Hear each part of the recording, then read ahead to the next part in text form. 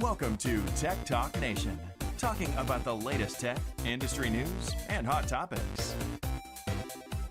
Follow us on Facebook, Twitter, and Instagram. Visit our website at techtalknation.com.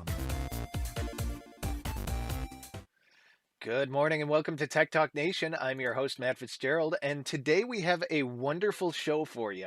A lot of you guys may be wondering what the title means of this episode, but we're going to get into that, and we are going to have a good time while doing it today. So, without further ado, I'm going to head over here and introduce our guest. As usual, we have Matt Grislow with us today, and we are going to be talking about some cool stuff. How are you doing today, Matt? I'm doing well, Fitz. How you doing today? I am doing well. It is going to be an interesting episode. We got some really interesting articles for you today, and the first one Matt sent in was about Samsung having their third Unpacked event of of 2021 set for April 28th. And Matt, you want to talk a little bit about that one? Sure. So I guess now is the time of the year, or starting to be the time of the year where all these tech companies are starting to, or the consumer tech companies are starting to have their product release events. And so you're starting to see more and more releases about them. And this is one of the first ones for Samsung this year. They already did one recently with some of their lower budget phones. But it looks like they're going to be unveiling some Chromebooks, some Galaxy Book laptops, and it's possible for to see some folding phones and folding phone technology. But we'll have to see what happens on April 28th here. Cool. Yeah.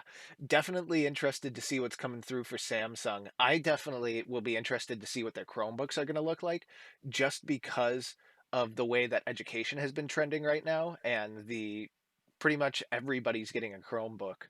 It has just been weird for me to see like middle schoolers and like younger kids having Chromebooks. Like like It's weird. Like I don't know. Well, I mean, we grew up not too far from each other. For those who don't know, Fitz and I went to high school together, to college together, so we've known each other for a long time. But we went to different middle schools and grade schools. And I'm not sure about what happened with you at St. Zach's, but at least at St. Teresa, we had computer class, but we didn't have, laptops or iPads. Those I think came or started a few years after at least I graduated 8th grade back in 2012. So, 9 years ago. we Um, had uh we had computer class, but our computer lab was basically a Frankenstein mix of whatever the school could find, running anything from like Windows 98 to XP, and that was the good times. Playing oh Oregon man. Trail in computer class. Oh man, Yeah, yeah, no, I remember the Windows XP, Windows 99. 98. We had some weird it wasn't Photoshop, Kid but it was Pix. some weird like drawing I software. If I guarantee can you it find was the Kid pictures, Pix. I think you're right. I Here, think give you're let me right. let me look it up real quick. Well, it's We funny because I feel like there's a very here. Is it let's is it see. it has to have Mm, been this. I know what you're okay. You see the lamb picture? Go to the lamb picture. Which one? The lamb, or even the one on Oh, your this cursor this to the one? right. Either one of those. Yeah, it looked exactly like that. That is a Yeah. major throwback.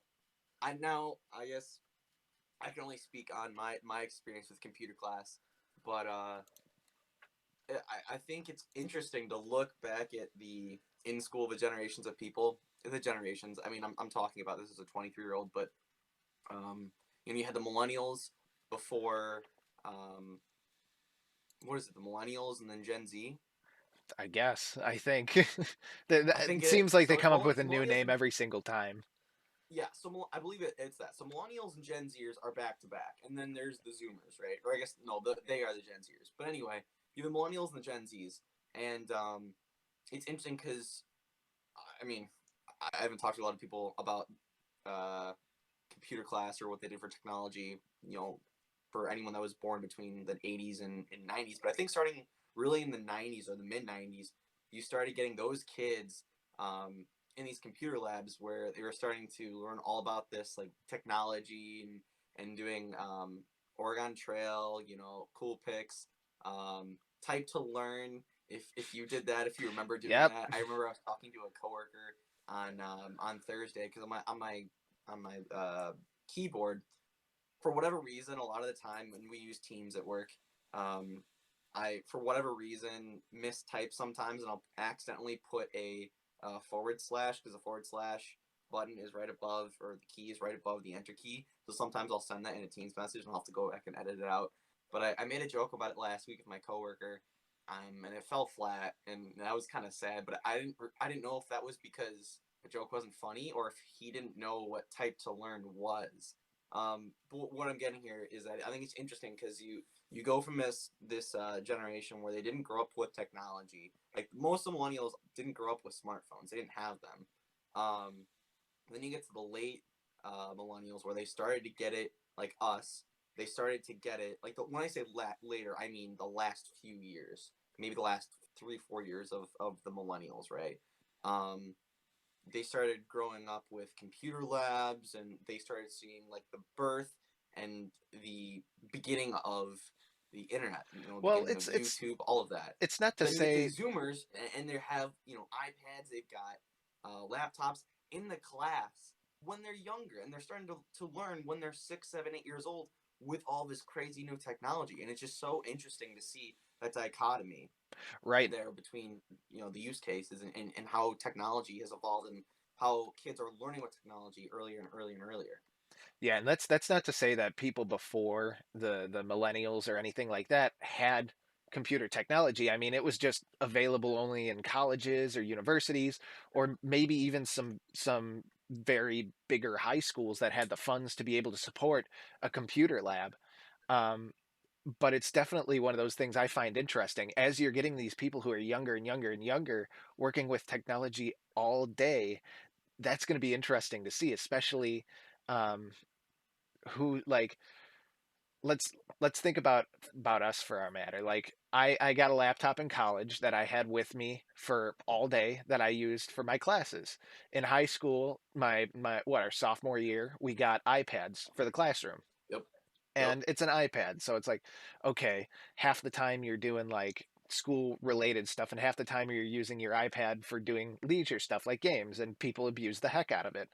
Um, I'm going to be Oh man, interesting to right. see how a fifth grader will stay focused when they have this thing that allows them to goof off in front of them all day in class. I mean, it's been the reality for the last year or so, but definitely one of those things where as this technology grows, as these new Chromebooks come out, will there be enough processing power to allow for not necessarily just checking emails or running some simple apps, but real compute workloads. So, I think it could be interesting, especially as you see more and more of coding and coding type classes and courses being offered to the younger generation, and encouraging these kids earlier on to try and get into code and coding. I could definitely see that becoming more and more of a question or of how capable are these computers, and what are we going to start teaching now that we have the capability for these kids to exploit the technology that's available to them. right, definitely. Well, speaking of new product releases, I know you're excited for this next one, but Apple is having a spring-loaded event for April 20th. So, you want to talk a little bit about that one? You make me out as like a big Apple fanboy, and you're not wrong. But also, like, I don't, and I actually have a very good example of this. I'm not like a blind follower of Apple, but either way, yeah, Apple's having their spring loaded event on Tuesday, April 20th.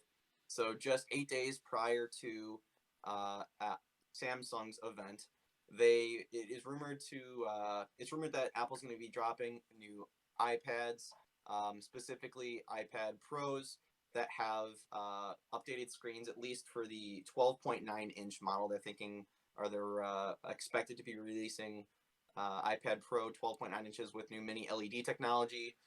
They're also believed to be dropping iPads with Thunderbolt ports, which expands the capability of that USB-C port that they have right now. I actually have an iPad Pro. I bought mine in January. It's last year's model, and it's really interesting to hear all this about this iPad Pro because it's a very capable tablet. In fact, I remember watching a video last week by Brian Tong, an ex-CNN contributor. He used to be on their YouTube, and now he has his own page. But he was talking about I want to say it was the 2018 iPad Pro. And he kept on saying how even that iPad was so capable that, people that are upgrading from year to year might not see a big difference this year, especially with that size iPad. But these machines are becoming beasts, and especially with this other rumor that they're going to be implementing, as opposed to a revised or an improved, beefed up version of their chip from the iPhone, that they'll be dropping iPad Pros with the M1 ARM chips. So we'll see how that goes, because we've also seen. I mean, you own a MacBook with an M1 chip. How is it? I mean, I've heard it's pretty impressive. So one comment on that. Aren't you doing this show off of your iPad Pro? So like Actually, yes, and this is not. We don't get any money from Apple. They don't pay me to do anything. If they pay me for anything, they should be paying me triple because of how much if they I want support to, I their mean, their I company. always would support it, but uh But just as a full disclosure, but yeah, I actually do this podcast and I stream off my iPad Pro 2020, the 11.9 inch. definitely. For anyone who's curious, the 11.9 is space gray, 128 gigabyte. So there you go. I mean, hopefully the camera quality is good, the audio quality is good. I've been told that with a mic or with a headset that it actually is just better natively on my device. But it's interesting. It's Definitely. pretty capable. But Yeah. how do you like your Mac? I got an M1 Mac actually behind me at my work setup there. And I actually really enjoy it. I'm not a huge like Mac fan in general. Um, but it is incredibly slim. It is incredibly capable. The battery life is outstanding, and it's silent. It is literally silent. Um, it gets a little warm every once in a while when I'm doing some real tough stuff on it, but it's I I I mean it's a capable machine, and if they can take that M1 chip, put it in an iPad Pro, I think that can make it even better. I mean, I want to say it's a six core chip. I'm not entirely sure, but it's all in a system on a chip. So your RAM, everything is all within that one chip, which is great. And I mean, that's not a new technology, but getting that chip within a mobile device that isn't a laptop is pretty cool. So Yeah, and like I said, the iPads are incredibly capable right now. I think just adding the M1 to the iPad, it makes sense. It also will just make this thing unquestionable at the store, for buying. Anyway, there's a few other products that are being releasing. They're rumored to be releasing a new version of the Apple Pencil, which is probably why the logo for the event looks like something drawn with an Apple Pencil. Spring Loaded is the title of the event, and it's rumored that they're going to have some sort of spring-loaded feature on these Apple Pencils. I'm also curious if they're going to be adding any sort of Find My features. Excuse me. As you all know, or may not all know, Find My is the Apple app for trying to find or ping lost Apple devices. And it's actually interesting because recently Apple started playing nice with other companies, and so they've opened the Find My app to support other devices, other non-Apple devices. So it'll be interesting to see how that rolls out.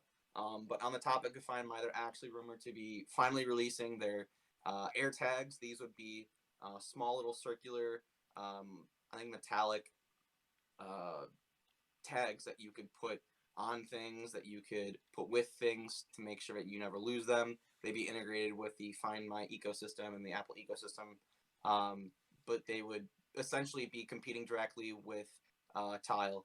and so it would be Apple's version of that.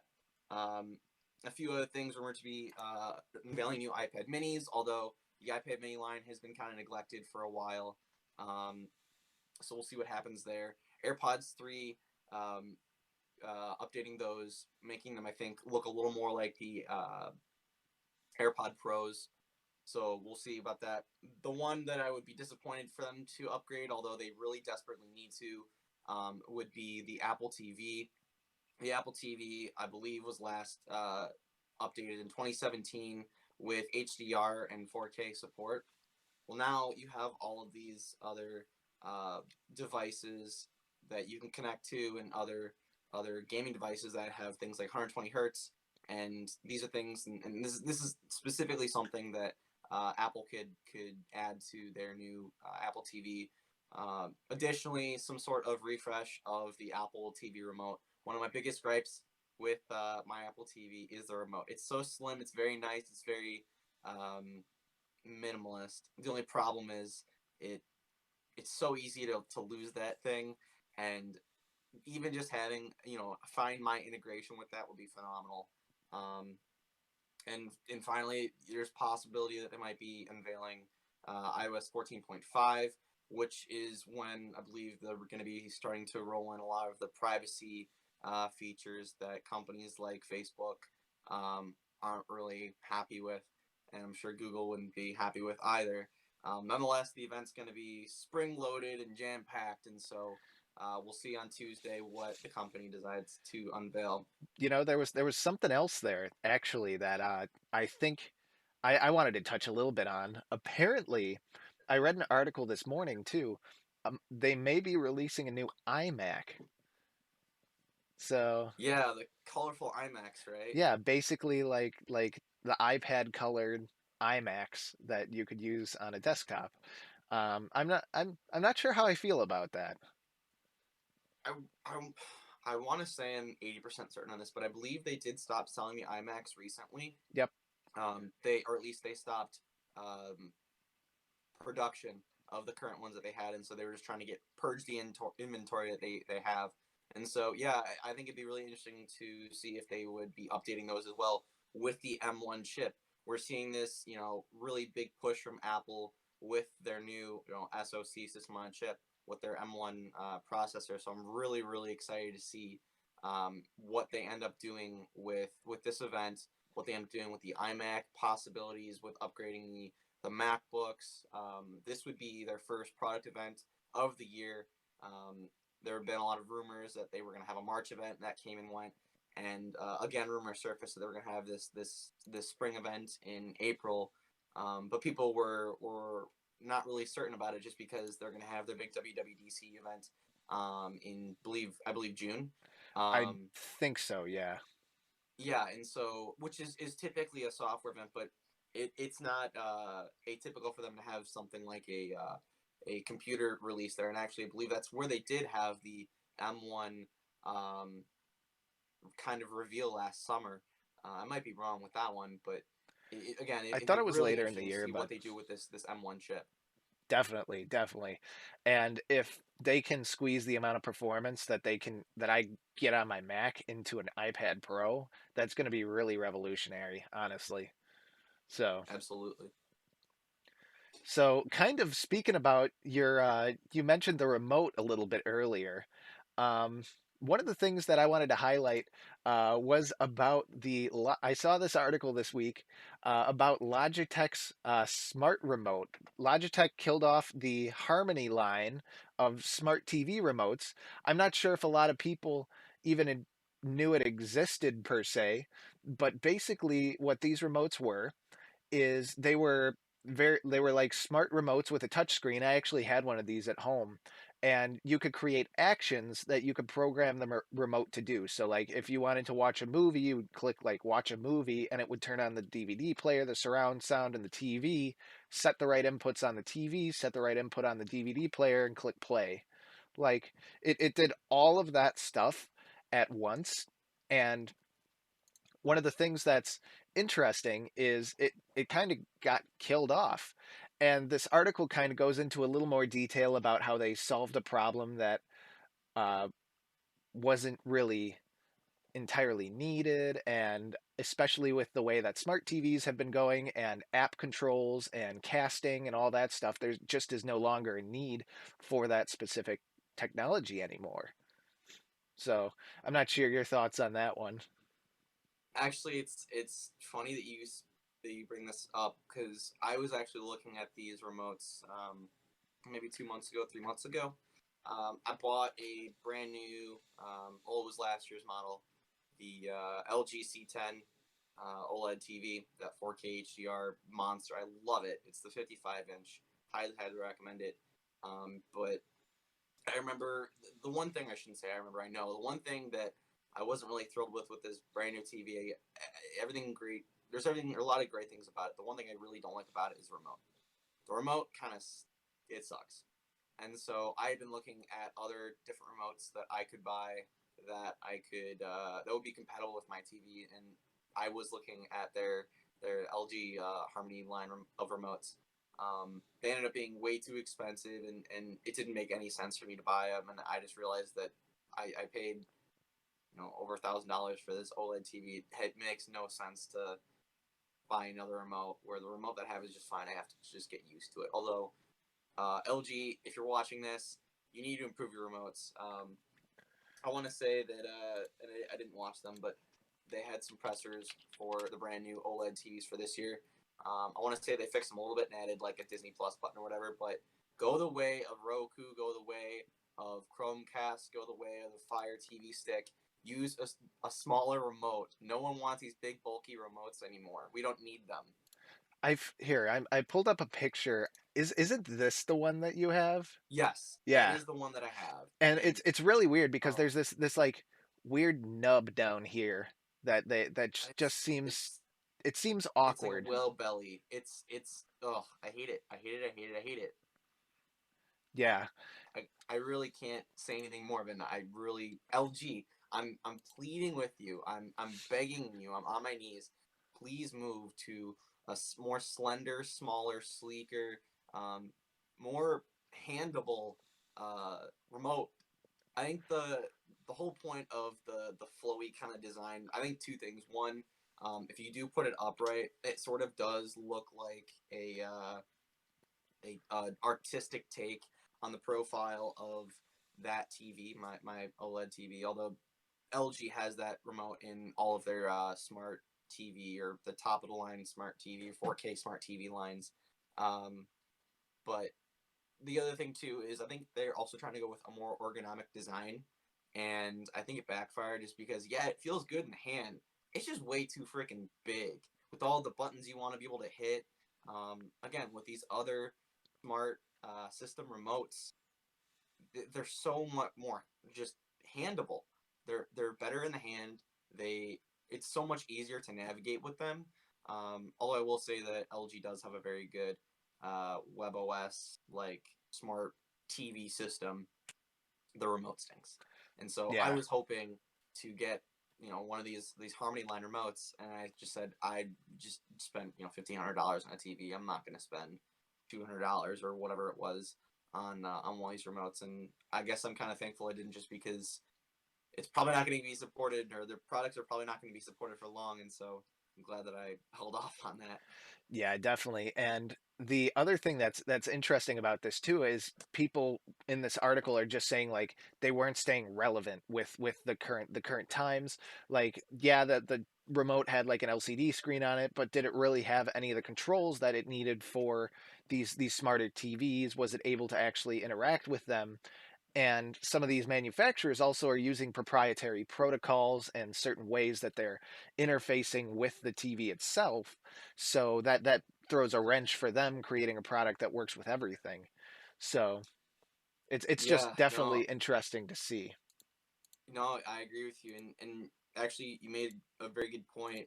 I mean, even with my TV that I have right now, LG has like two different TV apps I can use to control my TV. Apple TV is the same way. I'm sure the other smart systems are similar, where they have their own apps. It really doesn't make sense to have this specialized remote when you're seeing a lot of this stuff just going digital and just having an app on your phone to be able to control your TV. There's no need to spend $300 on a smart remote. It's just not in the cards anymore, and it's almost, I think, going to the remote's probably going to go the way of the dinosaur eventually, because everyone's going to have a more than capable smartphone, and all these companies are going to get smart sooner or later and realize that they don't need to be making remotes for their TVs.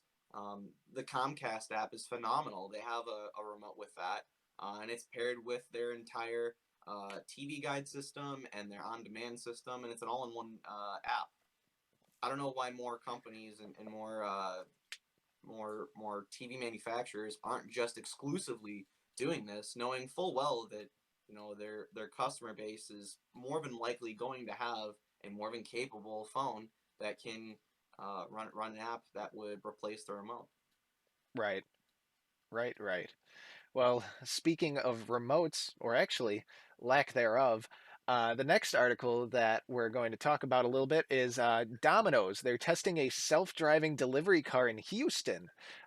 So it's actually kind of cute in my opinion. Look at it; it's just like a little blob thing. But basically, Domino's partnered with Neuro, based out of Silicon Valley, to test this self-driving car in one neighborhood. Basically, users can opt in to actually get this delivered by an autonomous car rather than an actual person. And thank you to Eater for this article. Basically, I'm going to be interested to see how this works out for them. So, Oh yeah, oh yeah. I think it's just so cool. Like, and it's the evolution of delivery, right? It, this isn't new. This isn't a surprise to anyone that a chain pizza company is starting to develop and test autonomous delivery systems. It just makes sense for their bottom dollar. I mean, it's a high startup cost, but over time, it just makes sense. I think it's kind of cool. I do also think it is kind of cute. Um, and I only see this going up and up and up. In fact, actually, I wouldn't be surprised if a company like Uber Eats suddenly um, started investing heavily into this company or other companies like this, or tried to implement a similar sort of autonomous delivery system. yeah, definitely. It's going to be interesting to see if this is going to be a big trend and how this is going to affect basically the company's bottom line as a whole. Like, are you going to now? I mean, I know that delivery drivers aren't necessary. I'm not sure if they're considered like waged employees or tipped employees, where they can kind of get around that minimum wage gap, like the minimum wage thing. Right. I'm not sure how that works, but if they are like fully minimum waged employees, I still feel like this is still going to help them in the long run. But then again, that's not putting money back into our economy. That's letting the company keep more of it. You would hope that that would be affected in their pricing and stuff like that. But in a way, I'd rather have a pizza shop with 10 people who work there that make pizzas, and then one that works there that's the robot repair guy, rather than 10 people who work there making pizzas and 3 delivery drivers. So it's all about Sure. making like having higher skilled uh, jobs and automating the boring ones. Not to say pizza delivery isn't boring, but uh, it's just take out the menial stuff. Well, Peter Parker would disagree with you on pizza delivery is boring, but I would say that I think it makes more sense for larger companies, chain restaurants, Papa John's, Domino's, Pizza Hut, all those big players. They have money to toss around and spend, and to be honest with you, they'll probably still be able to pay their employees enough to make it worth their while in the other jobs that they have. I don't think they're going to lose money or time, or it's really going to take that big of a hit to like the economy, because those people, they can just employ then the drivers to work kitchen, and because they're going to see more throughput with maybe this autonomous system. The one thing that I think is important to note or to consider here is that this is another form of contactless delivery. And this is something that we're seeing more and more over time, especially as this pandemic continues to rage on. People don't want to, or some people are still scared of, having a strange delivery person show up at your door.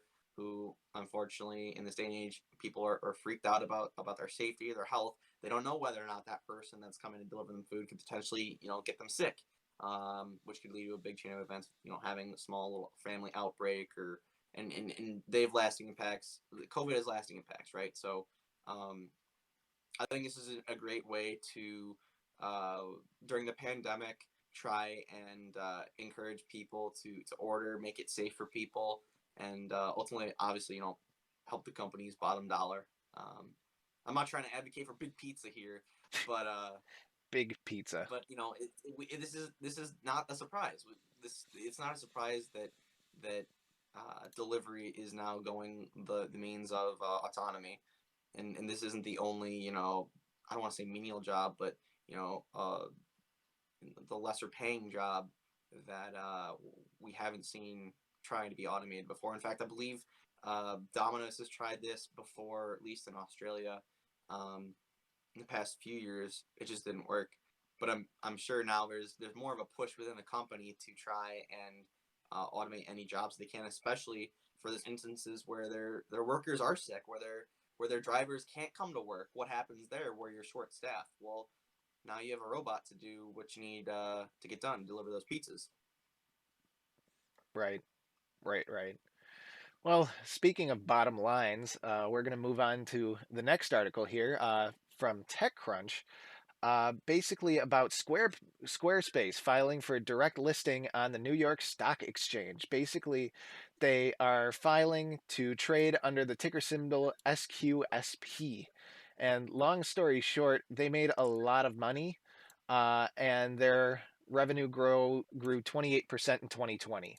So take that as you will. Um, I'm not. I mean, I think it's okay to do something like this, to go on the stock exchange. I personally, disclaimer, we are not financial advisors here. We have to say this every freaking episode. There's a lot of But disclaimers we have to say. We're honestly, not financial advisors. We're not, endorsed by all kinds people. of Yeah, right. But personally, for me, I'm not sure if it's the most sound investment, because I mean the internet's going to grow and stuff like this, but I'm good. I'm thinking for me at least, I have a lot of experience working with websites and doing all this stuff. Um, there's a point where Squarespace, the cusp of what they're able to do. And once a small business or somebody grows beyond what they can do, it gets real expensive or really complicated or both to transfer away from their walled garden. So basically, that's kind of my philosophy on it. Okay. I don't think it's a bad thing. I obviously, I don't want to say I expected this, from the start. They're the kings of YouTube advertising right now. I mean, I can't tell you how many videos I've watched where I've got a Squarespace article, or a Squarespace ad. They're all over the place. They're everywhere, and small businesses do use them, and they are pretty lucrative, for a lot of those small businesses, and it makes sense for their bottom dollar and for their business model, right? So I Hmm. mean, there's no surprise that they've made a lot of money and last year, and that they're filing for this IPO, and that it already made them so much money. Um, I mean, we see this with all kinds of new initial public offerings. Um, Snapchat blowing up and then going and settling down to a more reasonable stock price. I mean, I can name so many companies. It happens all the time. So it'll be interesting to see how their stock price and valuation goes up or down and fluctuates, and where it sits at over time, especially as we see these states starting to open up, places starting to open up all over the world, where now small businesses do need that infrastructure because they're seeing increased traffic in their restaurants, that they need these Squarespace little devices, and so um, it seems like they're in for a good spot here. Definitely. Speaking of being on a good spot, uh, the next article we got here is about Dogecoin. A $1,000 bet on Dogecoin at the start of 2021 could now buy you a Tesla. So, yeah, basically, is a if you bet $1,000, it'd now be about $60,000, which is insane. I am so angry about this because I had Dogecoin for a long time. It went up in February. I sold it in February, and now I'm kicking myself. You know, then there's people like me who were so hesitant to buy that they didn't buy, and all of a sudden you see this and you go, "Oh man." And I've said this on one of the previous shows. I invested very little money into Bitcoin. I want to say 2 years ago, maybe 3 years ago, and it was a time where it was going down, but it didn't really go up, and I just decided I was starting to lose more money than I was making, and so I cashed out and lost a few dollars. But this whole thing started in January of Dogecoin to the moon, and AMC and GME to the moon. Started as a joke, and now we're already on April 18th, and the price just keeps going up and up and up and up and up. Right. I feel caught at a crossroads where I'm not quite sure if I want to invest, or because I know or I believe that I will make a good amount of money, or that I should still be playing it safe, because there's a possibility it could still go down. This whole idea of pump a meme stock, I don't know if this is considered getting out of hand, or what the implications of this are going to be. But there's a lot of people that are making a lot of money off this, and I'm all for people making money. So Right. Definitely. That's it. I mean, it's literally meme currency. And I mean, we're going to hit, in my opinion, there's going to be a bubble on this because on April 15th, Elon Musk tweeted, uh, Doge barking at the moon.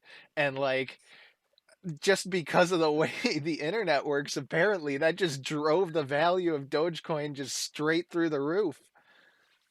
I just think it's hilarious, and it really is comical that they created a cryptocurrency solely on a meme, solely on a joke, and then there was another joke in it that was basically, okay, how can we make this even more hilarious? And people are like, oh, well, let's just throw the evaluation or the valuation up straight to the stars, go to the moon, take it as far as you can. Let's see if we can beat out these other established cryptocurrencies.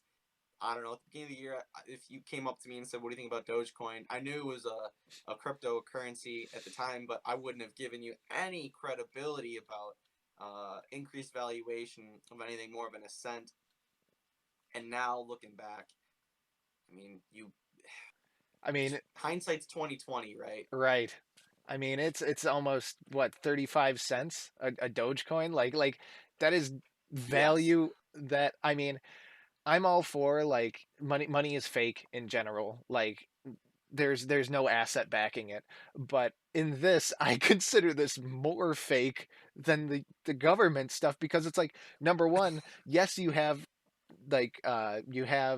technology backing it technically through processing power and stuff like that, but it's just like, what value does it actually provide? Like is there, like, what place do you know accepts Dogecoin as a form of payment?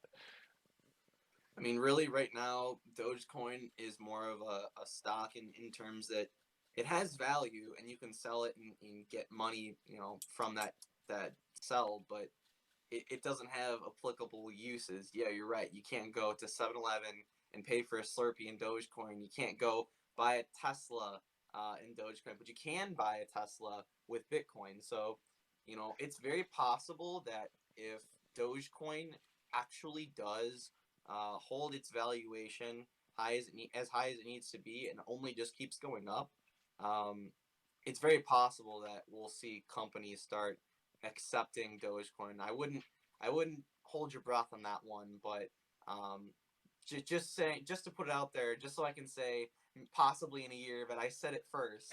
Um, it's not out of the question, and considering the last year we've had, or year and 4 months that we've had, anything is possible. Right.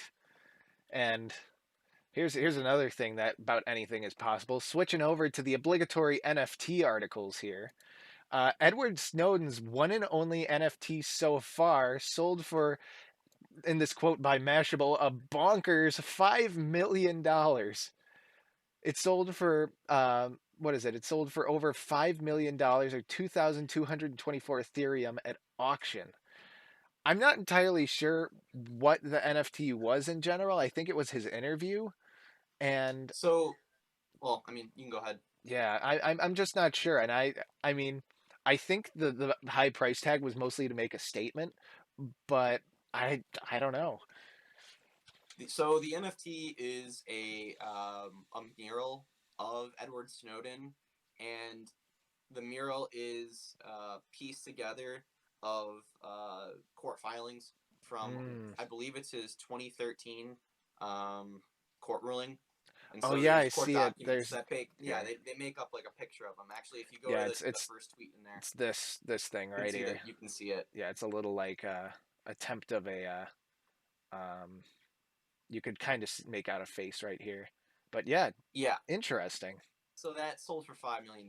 It's this NFT thing is going wild, and actually, so the $5 million is going to, I believe, one of his charities, um, or one of the Yeah, it foundations says that the he proceeds will started. go to the Freedom of the Press Foundation.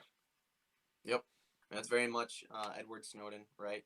Right. He's all for freedom of expression, of information. It makes sense. It makes sense. The valuation of that, I'm not quite sure.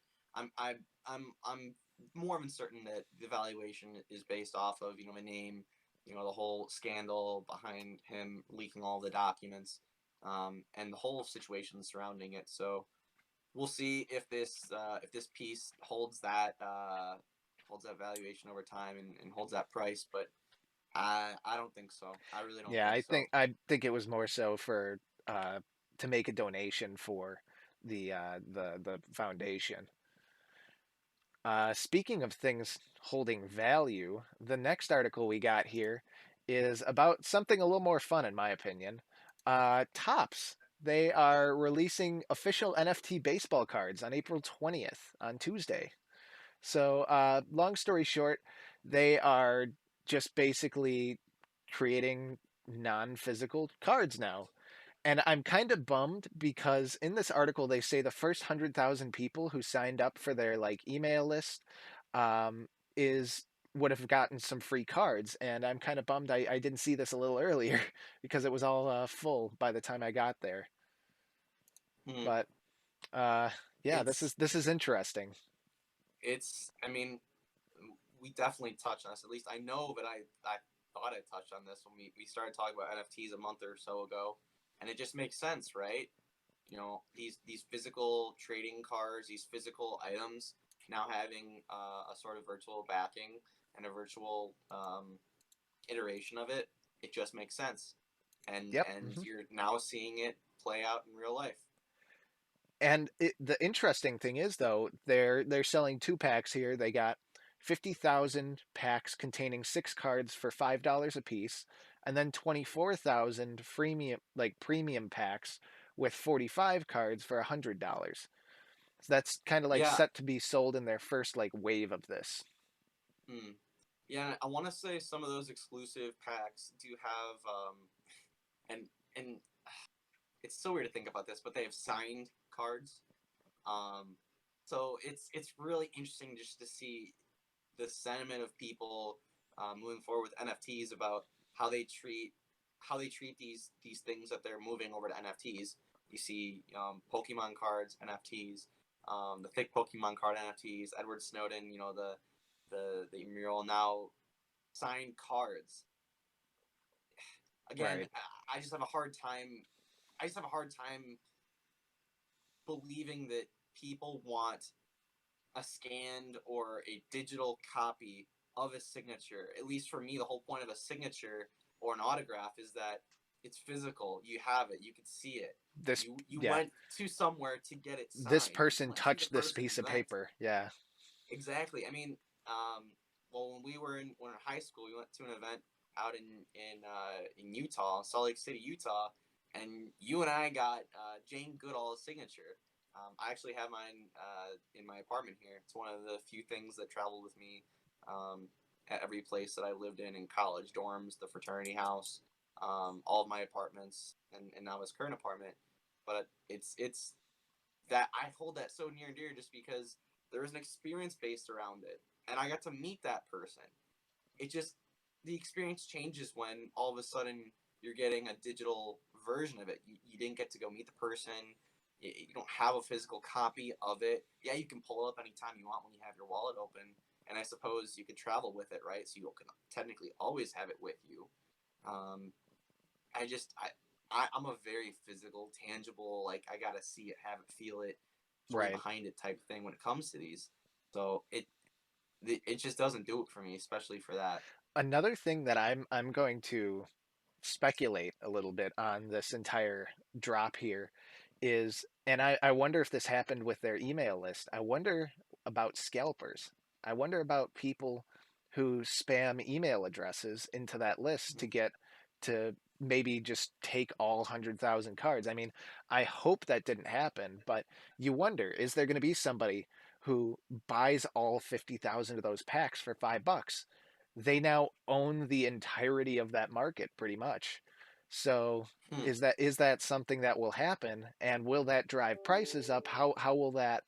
Um, how will that work? Yeah, no, I don't really know much about, or I guess yes, you're right. I don't really know much about how they decided to pack the packs online, right? I'm assuming it's just like any other, individual baseball card pack you get, where it's kind of random. There's some sort of common card, an uncommon Yeah, card, a here rare card, they have maybe like this article a here. Yeah, they yeah, show yeah, like the different frequencies in which these cards could appear. So, yeah. So I guess it's not too dissimilar to real life, where you can have a person buy 50 to 100 packs, and you could just get duplicates of the same card. Um, so it's possible that they're not getting every single card, but yeah, you're not wrong. It's just a new wave kind of way of mass collecting and having all of the supply of those cards, right? Because there's only a limited quantity. Now, the same thing's true with physical in person, actual cards, right? The cardboard cards. Um, they only make a certain amount of them in a limited run, but it's not like someone can easily go from Target to Target or Walmart to Walmart in the entire state of Indiana or Wyoming and grab up all of them. It typically doesn't happen. So it's almost like a more improved, efficient way of doing it. yeah, you could say. I mean, at least for me, I don't know. It's just one of those things where it's like I for $5, I would just try it once. I think that would be kind of cool. I may wind up picking one up just to see if there's anything worthwhile. Just to be like, hey, I own some NFTs. Like, hey, that'd be pretty cool. But definitely one of those things where take a look at it, see what's going on, and definitely something to keep an eye on. Absolutely, absolutely. Another thing to keep an eye on here is NASA. NASA said SpaceX wins a $2.9 billion contract for a moon lander with a 2024 goal.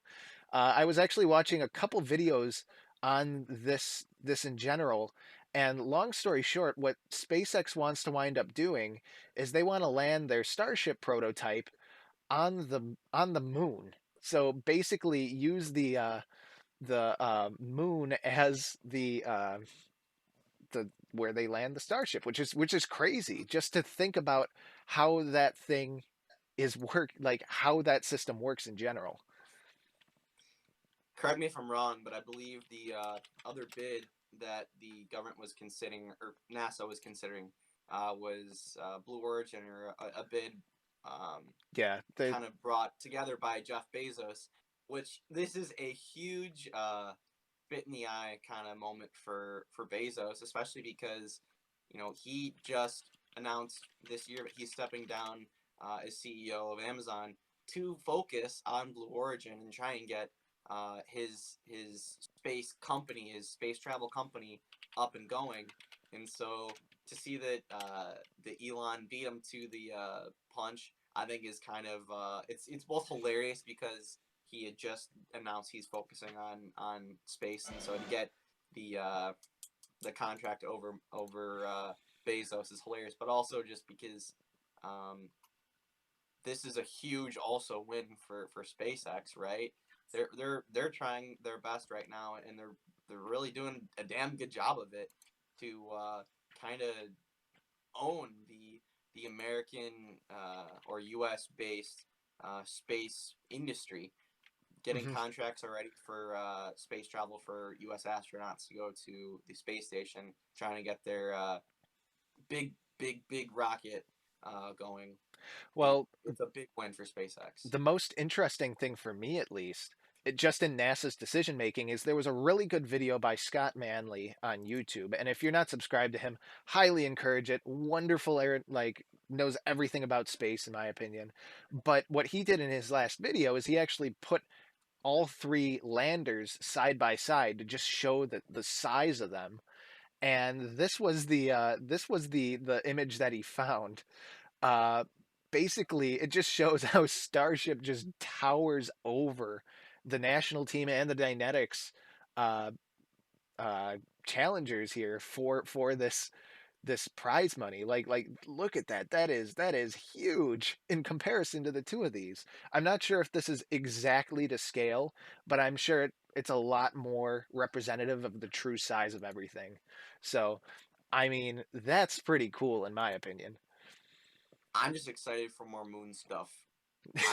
I'm excited for more moon stuff, more space stuff, right? I mean, yeah, we've been talking about going to Mars for a while in the moon, but to see it actually happen, to see reveals of spacesuits and testing the technology and companies getting contracts, and we're seeing actual progress on getting back to the moon. It's all really exciting, at least to me, at least someone who went, both of us, we went to the cradle of the astronauts, Purdue University. Shout out Purdue University. Um, it's just so cool. It's so cool. Yeah, I remember during some of the Falcon Heavy stuff, I was in the Neil Armstrong Hall of Aeronautical Engineering there, or just engineering, and they had like a really big lecture hall there, and I wound up putting the rocket launch on the big projector in the lecture hall, and we probably had like a good 10-15 aero students just walk by, see it on, just came in here and watched it with us. It was super cool. So yeah, it's just some Yeah, of that stuff, but it's going to be really cool to see uh, if they can pull it off. I mean, it's a 2024 goal. I wouldn't hold your breath, but we'll see what they can do. So, in other Elon Musk slash SpaceX news, there's another article here about Starlink, basically allowing it to be fully mobile by the end of 2021. And this was a major gripe that people had been having with Starlink up until this point. Basically, the way they had everything set up is it was like you had a cell where you could only use the Starlink service within that specific geographic area. But people where the main use cases for this would be from, like RVs, people who travel a lot, like ships, planes, all that type of stuff, um, they couldn't use it outside of the one area that they were allowed to use it in. So it's going to be really interesting to uh, see this coming up. absolutely. I mean, I can't remember of another company trying to do something similar. At least maybe the Google project that it sounds. I believe they got scrapped a year or so ago.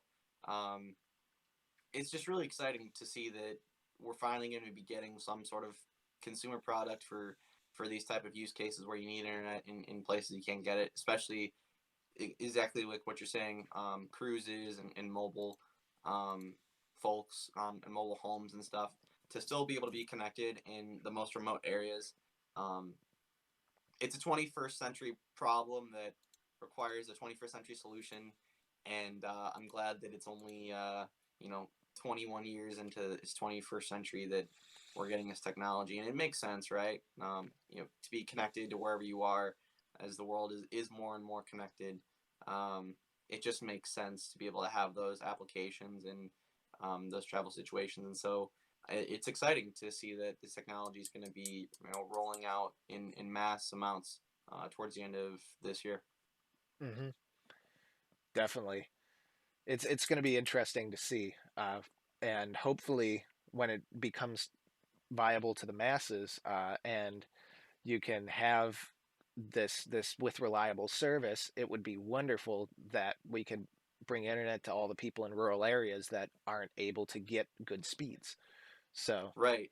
I mean, I have a friend who lives up in or has a place up in a very very remote portion of Wisconsin, and I remember I was up there in the end of last year, and the best internet that they can get up there from the providers is 2 megabit. really, Two. wow. Two. That's the best they can do. Um, and so I'm really excited for Starlink, specifically for this one friend, because I believe they're at least promised up to 50 megabit, um, which it's not phenomenal, right? But the point of it is not that it's phenomenal. The point of it is it's phenomenal that you even have internet access, right? And so um, especially in these use cases, you're right, the rural areas, the very hard to reach areas, for them to be able to have internet access is incredibly important, and it is a very nice thing to have. And so I'm very excited, especially for him, that he'll be able to take advantage of this technology. Definitely, definitely. Switching gears a little bit over to crypto, kind of. Basically, there's this new cryptocurrency, that says that uses hard drive and disk space as the medium to get the basically the asset, as opposed to the actual processing power. So there's this Chia cryptocurrency that has emerged, but miners in China are already snatching up every drive that they could find. And they quoted a manufacturer down here basically saying people are buying any hard drive they can from 4 to 18 terabytes. And there's a lot of panic buying, and people are saying that this could actually drive prices of hard disks up, which would be a real big shame, because that's kind of the one thing that hasn't been affected by miners. So, Yeah, it's well, there's two things here. One, it's pretty interesting to see a new crypto not based on processing power, but on the storage of it. So that's one part of it that's different, that I think is kind of cool. The other portion, though, that does worry me is this scarcity of hard drives, right? This is not the first technology that we're getting alarms for, about there being a shortage of shortages of screens, of chips, have been big problems during this pandemic.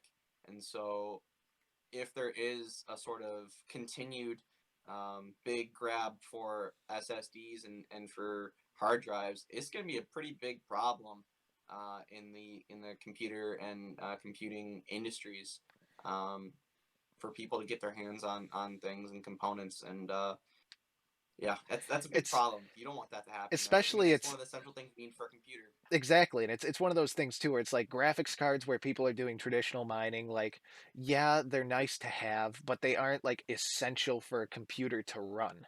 Like, storage Right, itself is essential for a computer to run.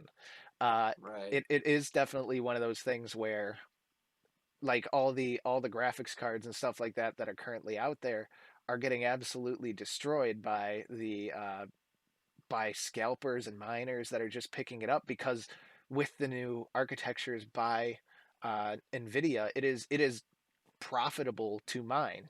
Like, you make Yep, a profit by mining cryptocurrency in this day and age, which mm, is basically unheard of. Um, yep. but it's just one of those things where, as if storage becomes this now too, I don't want to have to pay $200 for an SSD. Right. I mean, and it's sad because specifically SSDs have been becoming increasingly cheaper over the years. Hmm. I just And these picked are one up things that for a lot of 50 people have been bucks. trying to upgrade their. What's that? I picked up a 512 yesterday for 50 bucks. Like that's Yeah, not bad I at mean, all. 3 years ago that was a pretty expensive item. Hmm. And they've only been getting cheaper over time, and it's something that I think in the computing sector, computing area, especially with people that are trying to upgrade their rigs and upgrade their laptops or their whatever computer they've got. It's a very popular upgrade to an SSD from one of those disk hard drives, right? And It's they've only been getting better. They've only been getting smaller and more efficient, and so with that, the cost goes down. right, and that's one And of a lot of people have been looking to upgrade, and it's sad to see that it's possible that it's only going to go up from now, and especially with a shortage just to make new computers, right? Um, that it'll affect more than just the people that want to upgrade. right, and that's like you mentioned, people upgrade. That's arguably currently the cheapest, most effective upgrade you could make to any older laptop is replace the regular disk with an SSD. Just because the speed benefit you get out of the additional throughput on the drive. But it's definitely one of those things where it's like, will it be economical if there's a shortage? Would it just be more economical to get a new computer, or will the prices of those new computers also go up? So you don't know. Well, the problem with the computers too, and I had this issue with my work, is that they had a shortage, or the supplier Dell had a shortage in laptops. I believe it was in displays, and so I had to wait 2 months to get a new laptop.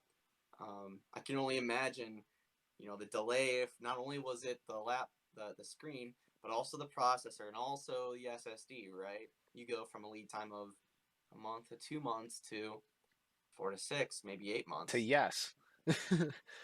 But yeah, so we'll definitely have to see how this pans out, and we'll see what happens. The last article we have for you today is this is the one that I want to kind of draw your attention to the title for. Uh, this is a really interesting move by Google. Long story short, the way that browser, okay, the OK Google on my phone just went off and freaked the heck out of me. They're listening to us. But anyway, there's an interesting move by Google right now. Um, about Google's FloC, FLOC. And what that stands for is Federated Learning of Cohorts. Now, you may be wondering, what the heck is that? Um, so, the way that advertisers currently track you is they place what's called a cookie on your computer.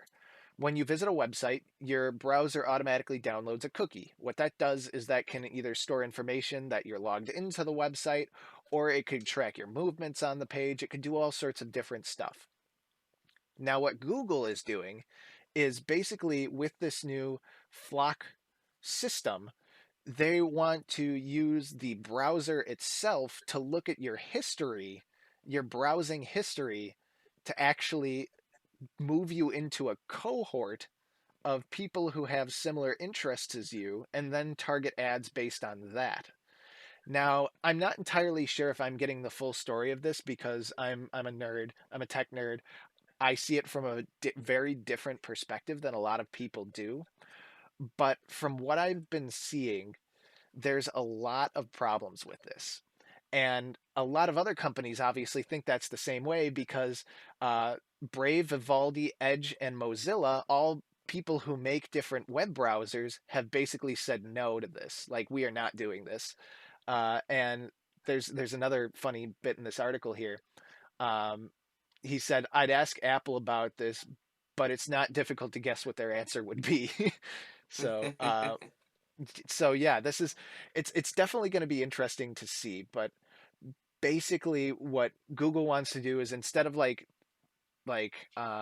having these cookies do the tracking, where it gets you a little more precise details, but the cookies can only see the information of the sites that you visit. They just want to say, okay, we're going to take everything and we're going to throw this in a, you're going to get thrown in a cohort, but we're going to anonymize everything. Everything's just leave it as is. And I am not sure how I feel about that. Whenever I hear the words browsing history And big tech, I get nervous, and I think a lot of people rightfully should be nervous. Boy, that really bothers me. As a consumer, I can look at it from a few perspectives. From a consumer, um, you know, it's troubling because I don't want to be using a product where a company's gonna be tracking me. It's the reason why a lot of people use VPNs, right? From just like a tech perspective, it I can see all kinds of concerns with other companies and other systems. And you said Apple and mentioned Apple. They are one of, if not the biggest consumer electronics company that's voiced so much opposition to ad tracking and all sorts of privacy issues. In fact, they've only implemented more features in the last few years just so that you're not tracked via your email or your browsing history. Right? It's really scary to see companies kind of go this way, and it's comforting to see the browsers like Edge and Firefox and all those come out and say that they don't want to do this and that they are trying to set a precedent that we're not going to all be jumping on this new sort of technology at once because this is not the way we want to go. Um, Right. it rubs me the wrong way, One of so the the wrong things way. that I got to commend Mozilla for this, they released a statement and they quoted it in this article on The Verge. Basically, it says, "We don't buy into the assumption that the industry needs billions of data points about individuals that are collected and shared without their understanding to serve relevant advertising. Dot, dot, dot. Advertising and privacy can coexist, and the advertising industry can operate differently than it has in past years." Like, I agree with that. Like, why should some company need to know that I had a ham sandwich for lunch? Like, what purpose does that Exactly. serve? Exactly. Yeah, I don't understand how these how looking at my browsing history is already going to do them better than what they already have, right? If they're already tracking my search history or whatever with cookies and things like that, why do they need to know like everything else about me? I just Well, think it's more. It really is an invasion of the privacy, other and interesting thing too is they are in a way getting your history. Like Facebook and Google in a way are already getting your history because think about any website that uses Google Analytics. Any website that yeah, uses Google Analytics, they now see that, hey, on your computer you also have a Google token. Hey, that means this user visited this website because they have the Google token, and they can correlate that back to their servers. They could say, okay, this IP address, this internet address, visited this website and then did this and this and this. So they could already kind of piece that together. It's not as holistic as this program would be, where they're just going to basically chug it and push it away. Um, which I, like I said, I'm not a huge proponent of. The one thing that I do support though is them actually preventing invasive cookies from entering your computer. Because as part of this program, basically they cut out cookies as a whole and replace it with this, where basically you just send them your browsing history, and instead you don't have Facebook knowing that, you don't have whatever knowing that, you don't have this knowing that, and all this stuff. But basically, it's I I I still think that neither solution is good, but that's the world we live in. right. Yeah, it's frustrating because you're right. In the world that we live in, to some degree, on a daily basis, you have to weigh privacy versus a lot of things. Privacy versus convenience, privacy over security, all these things, right? Um, I think a lot of the average consumer um, would be concerned, and I'm concerned that companies are seeing their ad targeting services as kind of a more easy way to get user data, and that they're justifying trying to uh, sidestep their consumers' privacy. And it does worry me that some people will be taken advantage of, and that already are being taken advantage of. Right. Um, yeah, it's just ah, and I'll say this, like it's and this is my personal stance. I know, but in 2021, you really don't have any privacy. I mean, let's be honest here, right? Um, you could search up.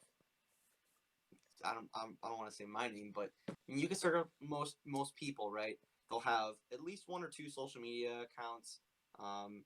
Chances are will have some sort of article written up about them. They'll be included in search results, and you'll be able to find all kinds of information about them, where they went to high school, what they do professionally. Your identity, at least your online identity, isn't really secret anymore, and it's not as private. And my stance on it is, I give people so much. I don't need to hide a lot, just because everyone that wants to know anything about me could go online and really find it out about me. I mean, I keep sensitive private information offline, right? But if they want to know who I am, they could find it. But that's just for, the general consumer. Like, even just you and I, we could do a search on each other and find out, I'm sure, everything we already knew, right, about each other. Probably And more. a stranger could do that, and a stranger could do that. Mhm. My concern, though, and while I'm fine with that, and I've kind of accepted that, I don't want these companies to be furthering that sort of privacy invasion to the point where I can't justify it anymore, and I can't say that the advances that they're making will actually benefit me or justify them kind of going into my privacy and digging into my own internet privacy. Right. And there's some point where you say enough's enough. Right. And I definitely think that we're going to.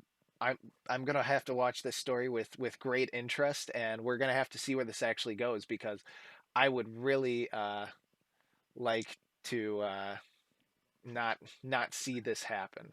I mean, I don't like cookies existing the way they are, but that's just a fact of life at this point. But when you Right. try to change something that already exists and people have kind of accepted, and then you just tell them, "Hey, we're going to track you this way now," I don't think that's going to stir up a lot of um, trust in consumers and just people in general. So we will definitely have to keep an eye on this story and kind of keep watching for developments as this goes through. So with that, that's all the time we have for today. Matt, thank you so much for being here as usual. I really appreciate it. Of And course. My pleasure. of course, and tune in next week for another episode of Tech Talk Nation. Have a great day, everybody. Thank you for listening to Tech Talk Nation. Tune in next week for more discussion on the latest in tech.